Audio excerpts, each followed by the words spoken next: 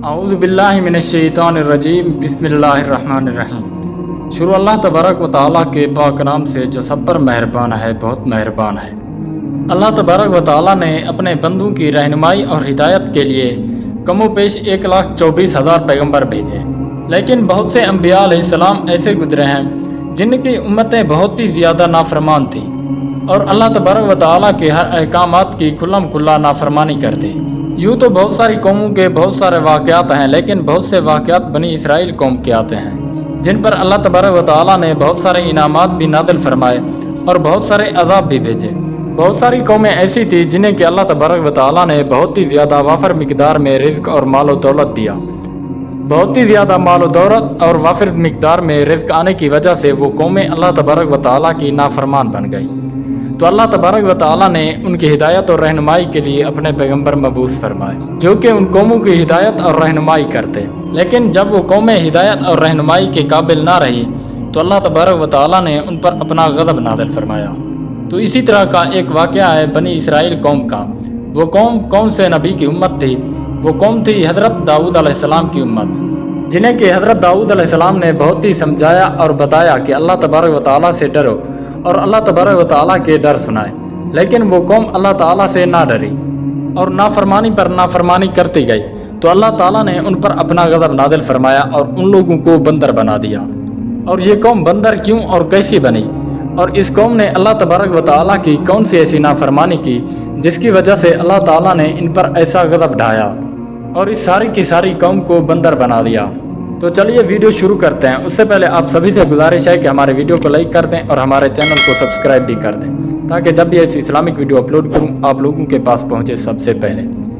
بنی اسرائیل کی وہ قوم جو بندر بن گئی، یہ واقعہ حضرت داؤد علیہ السلام کی امت کے ساتھ پیش آیا جب ایک قبیلے نے قوم بنی اسرائیل سے علیحدہ ہو کر دریا کے کنارے اپنے رہنے کے لیے مکان بنا لیے اور وہیں آباد ہو گئے۔ ان لوگوں نے اکثر کام احکام تورات کے خلاف شروع کر دیے تھے۔ ان میں سے ایک احکام یہ بھی تھا کہ وہ ہفتے کے دن مچھلی کا شکار نہ کیا کریں اور نہ ہی دنیا کی کوئی خرید و فروخت کریں۔ ان لوگوں نے اللہ تعالیٰ کے کسی بھی حکم کی پرواہ نہ کی اور اپنی من مرضی سے کام لینے لگے۔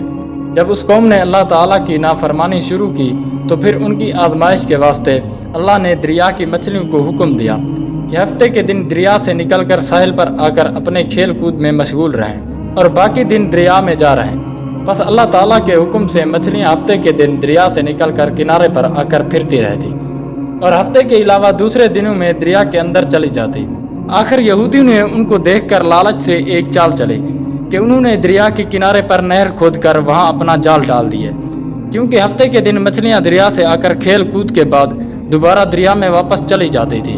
آخر وہ سب لوگ ہفتے کے دن نہر میں جال ڈال کر رکھتے اور صبح اٹھ کر اتوار والے دن مچھلیوں کو اپنی ضرورت اور آرزو کے مطابق پکڑ کر کھا لیتے اور اللہ تبارک و تعالیٰ کو یہ دکھانا چاہتے کہ ہم ہفتے والے دن شکار نہیں کرتے بلکہ یہ شکار ہم لوگ اتوار والے دن کرتے ہیں۔ لیکن اللہ تعالیٰ تو ان کی تدبیروں سے خوب واقف تھا کہ وہ جیسا کر رہے تھے وہ اپنے لیے عذاب الہی کو دعوت دے رہے تھے۔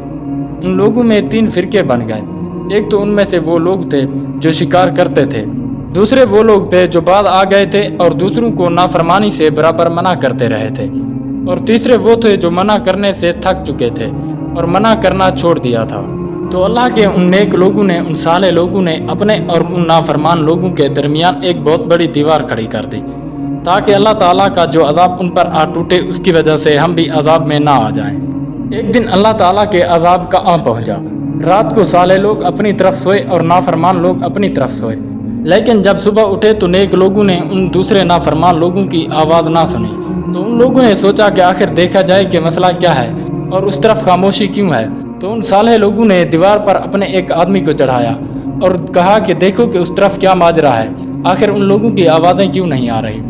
وہ آدمی جب دیوار پر چڑھا تو اس نے دیکھا کہ ہر گھر کے اندر بندر ہی بندر نظر آ رہے ہیں۔